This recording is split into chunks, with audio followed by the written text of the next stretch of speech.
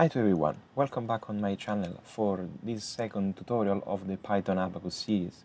So today we are going to essentially start from the previous Python code that I uploaded, and you will be able to download these if you look in the description of the previous video. And essentially we are going to change the cantilever in a simply supported bin, add a for loop that allows us to generate more model at the same time, and also makes the boundary condition and the loading condition more flexible. And we are going to do this in a second. So remember, first of all, to set your working directory to the proper one, and then we are ready. So the first thing that I suggest is to run the previous script that now I saved. Oh, look, there is an error. In reality, this error, I put this error just to simulate your capability of learning and understanding the code. So first of all, open with Notepad++, the code, and you can see that the problem arises here, so at the very start of the code. So you can see that this variable has been used while defined. So this is not correct, of course, and this is a type of mistakes. So this should be the proper thing. So now you will see that we can run very easily the code, and we will be sure that everything is going pretty well. Okay, so it's done. So the first step that we have to do in order to modify our Python code is the way on how we define the cross-section, because the cross-section has been defined as a rectangle. But this has a major problem. So despite it's very easy to change, because we have just to change two numbers, the width and the height, these will not allow us to have this sketch centered in the origin. So this is a problem if you start to do many geometries, because this origin will move, because the sketch, when you apply the different boundary, the different constraint for the dimension, will move as well. So if you want, for example, to pick an edge or a surfaces along your part, everything will be based on where your center of the system of reference is. So if this moves, you lose any possibility to essentially predict where the part should be. So first of all, start a new model, and my advice, as always, use the macro manager, because the macro manager, as said, allows us to save stuff and save in the work directory. So now the macro manager will save whatever we do. We create a new part, and in order to create a new part, we'll go as this most simple step, so the deformable, solid, extrusion, blah, blah. So this is pretty standard. Then, instead of doing the rectangle, we give the points. Points are much better because allow us to describe also complex geometries like a double T, beam, a pipe, in case we want to give a sweeping directory, so the direction. But it's quite conventional. But this is not enough, of course, because in order to define a section, we need to close the surface. So we can use these other things that create lines. And my advice is, if we started in this order, unite the different points in the same fashion, so in this way. This will be important because once this is done, the code recorded will be recorded in the same way of how the points have been placed. And if the geometry is very complex, you can track back what point is each one. So now we can go forward and extrude these, and then the job is done. So now we can go here, and of course we can open the macro.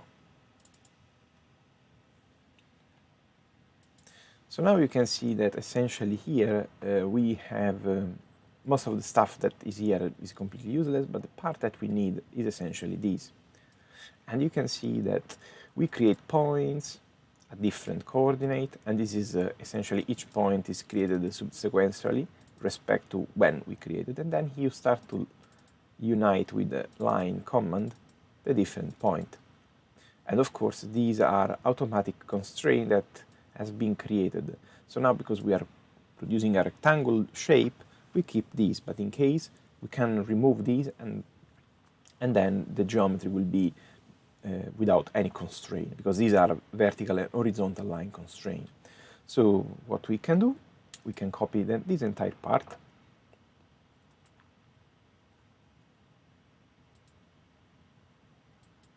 in the code. In which part of the code? Where we define the rectangle. So the rectangle, you can see that has been created here, and here we adjusted the size, so we can put here. But you can see that there is a small issue. You can see this indentation. We need to remove it, Shift-Tab, and the job is done. Then check the S. The S has been defined, so this will be okay.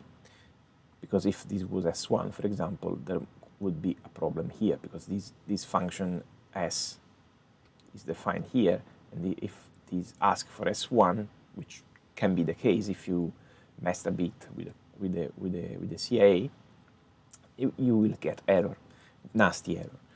So the next point is, okay, this is fine, we can run even this, but we want to run these as a for loop.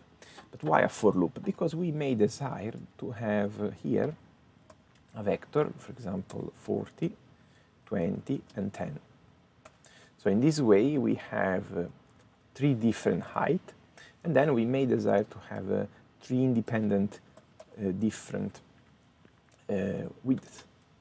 So for example, something like that. Then this will be a vector, and of course, all the command within the code will need to be parameter.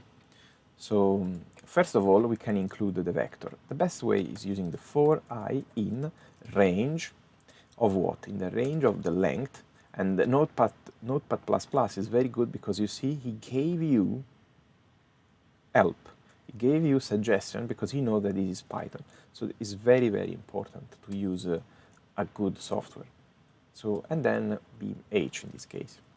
Double dot, don't forget this. And then what we are going to do, we are going to indent everything because of course then all these commands belong to the for. We want a model and an assembly and a job for each of our beams. And that's it. That's it? Nope. For 2 main reasons. First of all, as I said, we want many models. And at the same time, this is just a number, a 5. So these need to become a vector. And the first thing is giving beam H and beam W, so width and height, a role here. So because this is defined with respect to the axis, the y-axis, and this is defined with respect to the x-axis, this will be the alpha of the width and the alpha of the height. So nothing more simpler. Beam underscore H, W, multiplied for 0.5. But this need to include also the I, because he need to access to that vector. And then what you have to do, you have to just simply replace everywhere on the x, and this is a bit tedious. You have to do this also for the lines command, because essentially what the line command does, essentially he looks for 2 points and then he joins with a line, a straight line. So he needs the exact coordinate of the point, and this needs to be consistent. Otherwise, you may end up in problem. And this will be beam underscore height.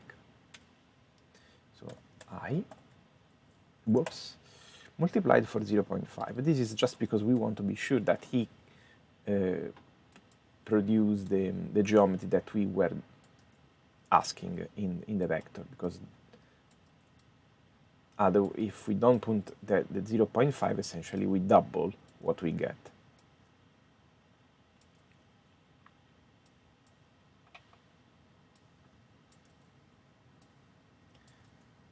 And that's it. So the most tedious part probably is done. Now there is another issue. Before we can show this, I can show you this working. Now, as I said, and as you can see here, this code will run this many times. So he will want to write one part for each model, but we don't have any command that create any new model. So what will happen is that he will just overwrite everything in model 1. So what we want is model 1, model 2, model 3. So as we did before, we go to the macro manager, delete the previous one, we create a new one, and then we just create a model. Very straightforward, standard explicit, done.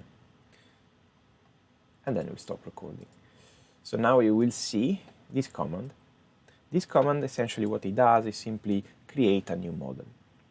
So we need this to be activated immediately. But again, this needs to be a parameter, because otherwise he will write always model 2, model 3, or whatever number we put here. To do this in a cycle, we just do %s, which means that he will assign as a string value something here. And then outside this, we put percentage 1 plus I plus 1. So this means that he will apply a number as a string that comes from here.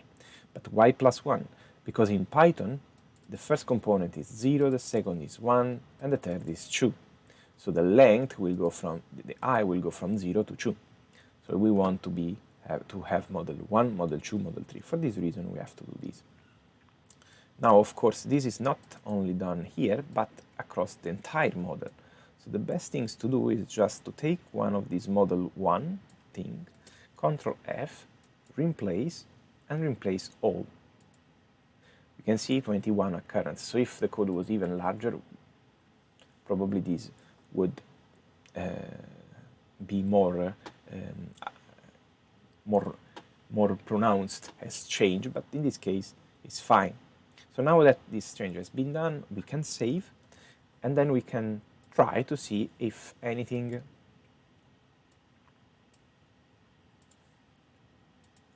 goes wrong. It might be, in some case, just because the script need to be optimized. So you can see that there is a problem here. And he says model 0. So we go, and the line is 40.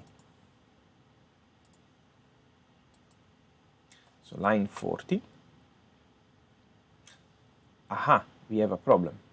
Probably when I replaced with the wrong one. So what we do, we Control F, and then, or even better, Control Z. We go back, we change this, and you see, this was my mistake. So we put a plus 1 and replace to all. So this should make the trick. It definitely does.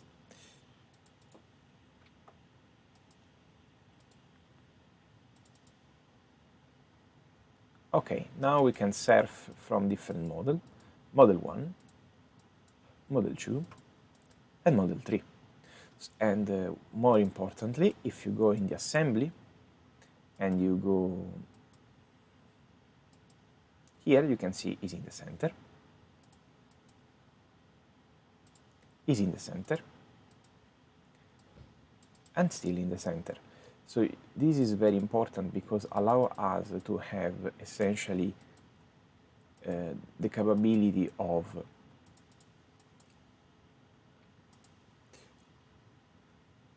having different model running and being able to have always the center defined, which is very important.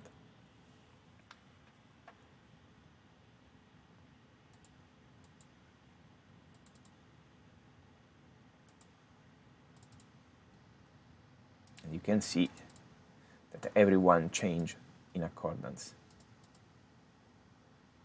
And if we go in the assembly, because it wasn't showed very well before, you can see that this is exactly in the center. So now what we want to do is to change the boundary condition. So in order to change the boundary condition, we have, first of all, to understand what we want to do. So we search for the boundary condition, and the boundary conditions are assigned here.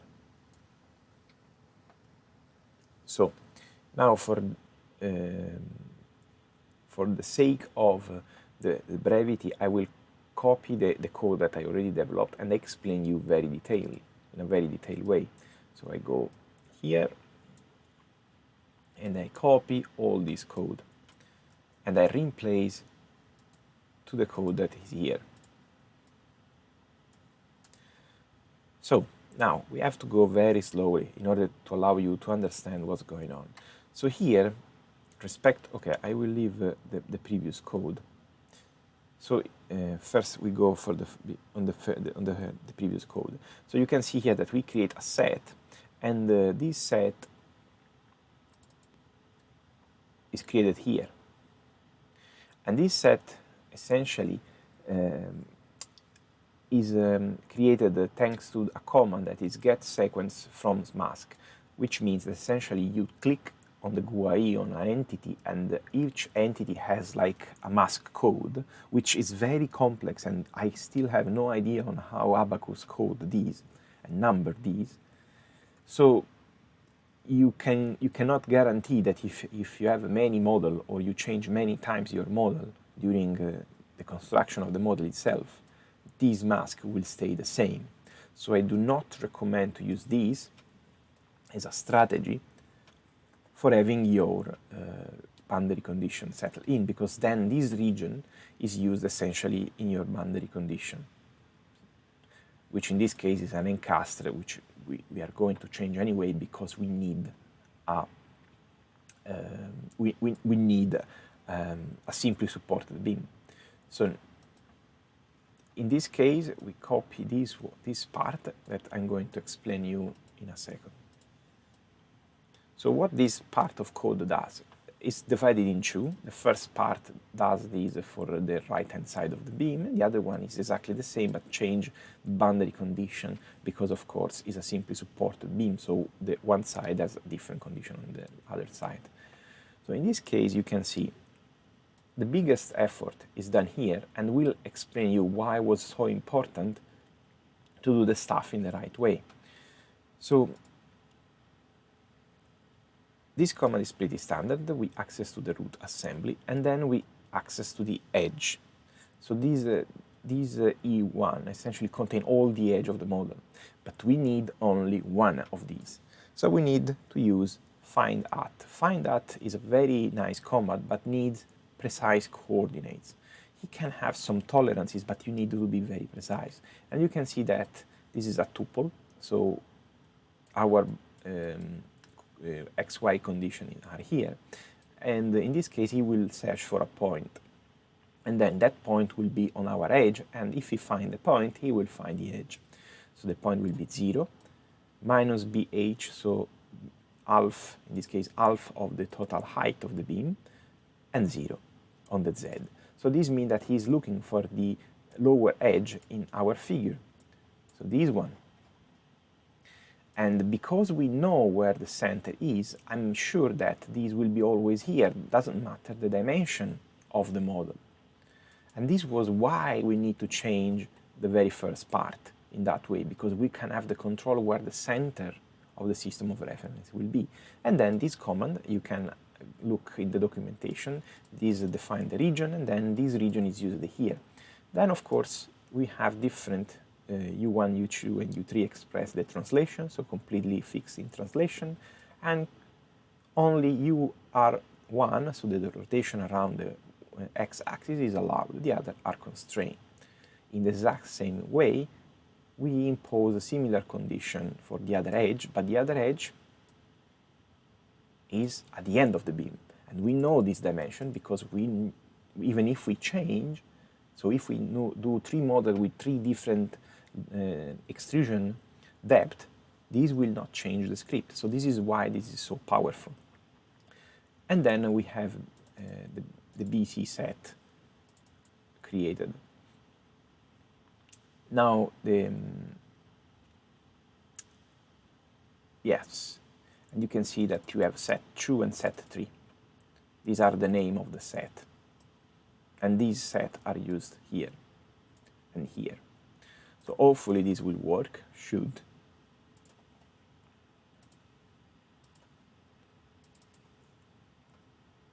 Yeah, looks like it did the work. You can see the boundary condition. Now we go general on a model. We go in the assembly, and we look for the set 2.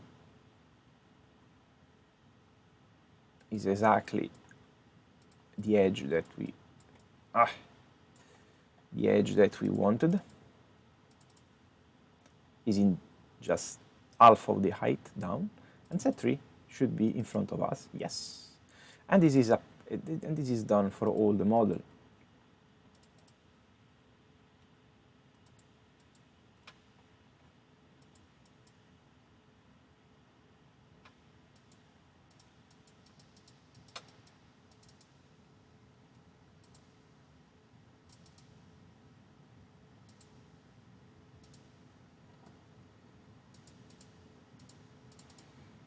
And you also can see the boundary condition, how they are applied. So this is very good. So we can delete these. And then another thing that I'm going to do, I'm going to run again the code.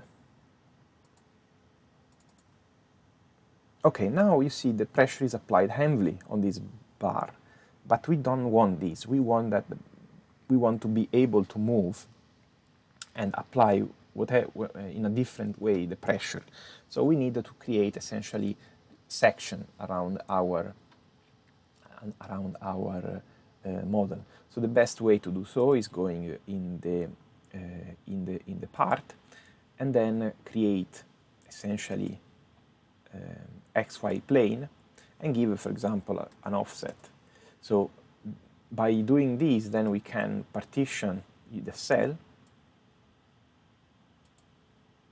We select the datum plane, and then this will be partitioned. And of course, if we repeat these here, we will have essentially an isolated surface in the middle. So these, of course, again, will be much, much easier now, because we know exactly where our zero is. And from here, the importance of doing the cross-section in that way. Now I'm going again to take the code that I already did in order to make these things faster. So the pressure load will be always the same, but the region will be different. And you can see in my code, this part will be the part that search for the faces. But of course, this is not the only part that we need, because we need the part that create the datum. And this is here.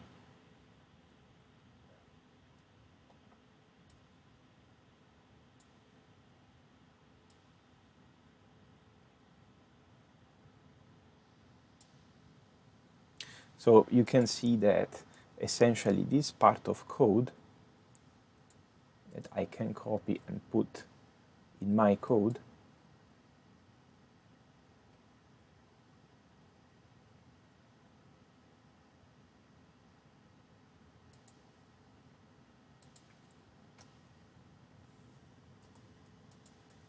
So what this part does, essentially create datum planes on the XY plane at certain distances that are controlled by our parameter. Of course, now we need Z1 and Z2. So I can, in this case, it's constant, so I can give a Z1 and Z2 of 50 and Z2 of 50, but this can change as we wish. And so this means that the different plane will be placed in different region. Now here you can see that I still using a sequence, so a get sequence from mask, which is sometimes dangerous, but if you do this only once in your model and at the very beginning, is okay. Otherwise, always use findAt. So we can use exactly the same technique that we used for the boundary condition. So we can always use that. In this case, just to speed up a bit, and because the domain is quite large, so it's easy to pick, and it's very unlikely that there are more than a couple of masks for a cell, this will be much easier. Okay, the code is here. So before running the rest of the code, and adding the rest of the code, I will just run these and see how it goes. And now you can see that the pressure, of course, is applied only on one part because we didn't create the proper selection for the surface. But you can see that this is created here, it's created here, and of course it's created here, and always at 50 millimeter from each side because we fixed these. So the last part of the code will be catching the surface, and this is essentially done using this time findAt command, because the use of any other command would not be good enough. So we need to create a pressure surface, and this one needs to be associated to a region that we define, and we need to pick this face. So I copy this part of code,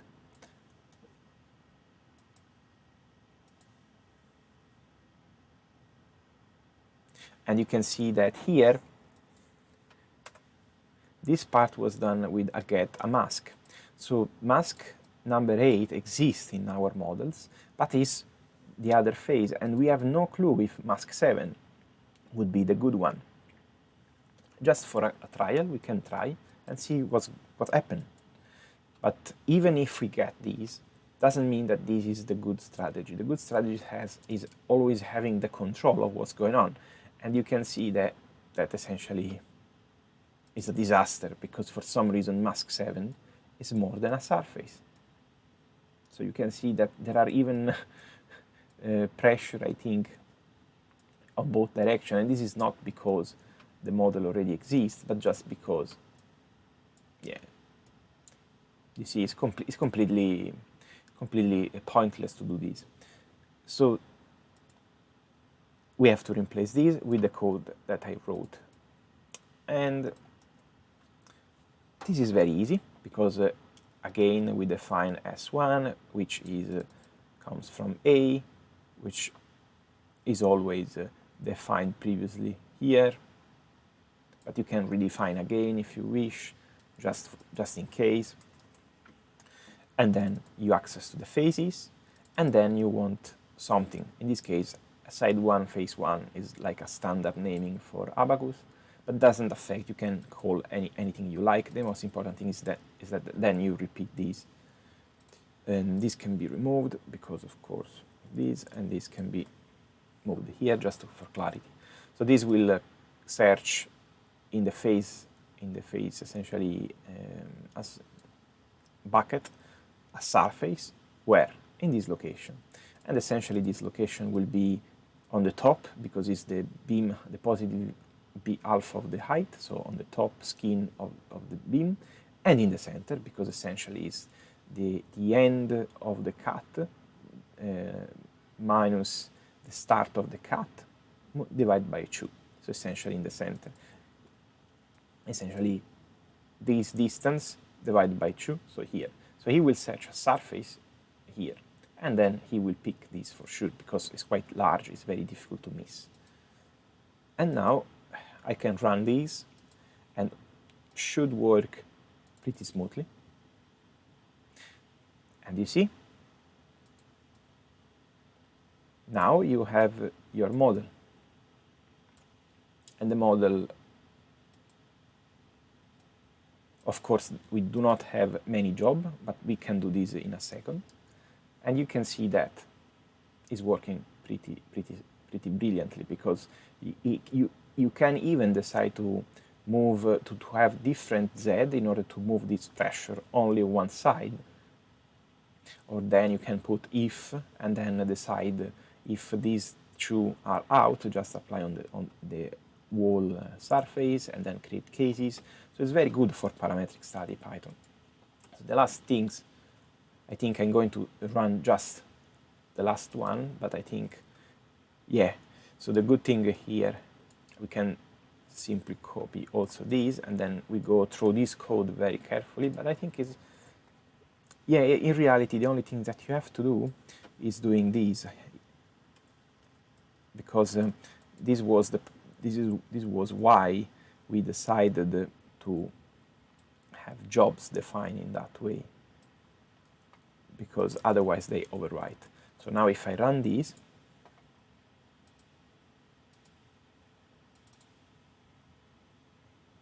you have 3 jobs, and then you can run the analysis. And the job will run smoothly. Of course, in this case, the analysis will be very easy because there is no plasticity, there is no damage, so the analysis is purely elastic, but it's good to see. And then you can see that it completed the pretty, you see? So now, one thing that I want to do just on the go, and wasn't planned at all, and see, just to show you the power. So we can go for just showcase, where we have the exact same geometry, but we want to change these. So for example, the first one, 50-50, something like symmetric loading.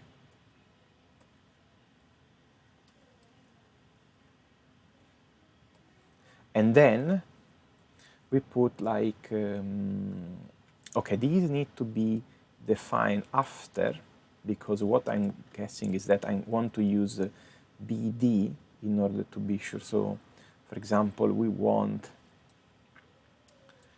the first one is 50-50 and the other one is beam underscore T. Okay, sorry for the interruption. OBS is a very nice streaming and recording program, but sometimes it just gets mad.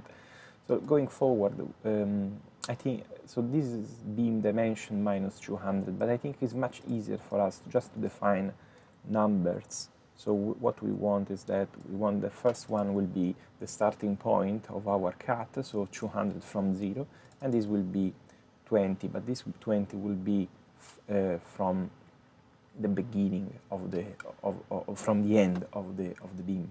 So I'm quite sure that this will work, but not for applying the pressure, because of course the pressure is defined in the all the way. So in fact, you see, he will always apply on the right hand side, and the first one will be without issues because he's in the center essentially. And you can go on load, and you will see, because essentially he applied in the center. So now to make sure that this problem is solved, what we need to do, the simplest thing is that this surface will shrink, and we can control these both surfaces. And the best thing is to say, okay, pick any surface after Z1, so after the first cut on this surface. So we go directly in the command here. So we need to change little bit these. So this became, again, this became just Z1, but if we put Z1, of course, this doesn't make the trick because we need to be a bit forward, so we can put just 0.1, so something, number that allow us to just jump on the other side. And then we can just run the script. Done. And then just for clarity, yes. So now we can also push the things even further, and we can put, like, for example, something very, very nasty. So for example, a very concentrated one, 385, and this is just 5, for example. And see how it performs, hopefully well.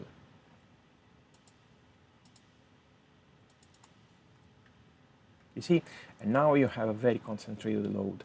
So this is a very nice way to do modeling, because of course then you can compare results very easily, because you can run the jobs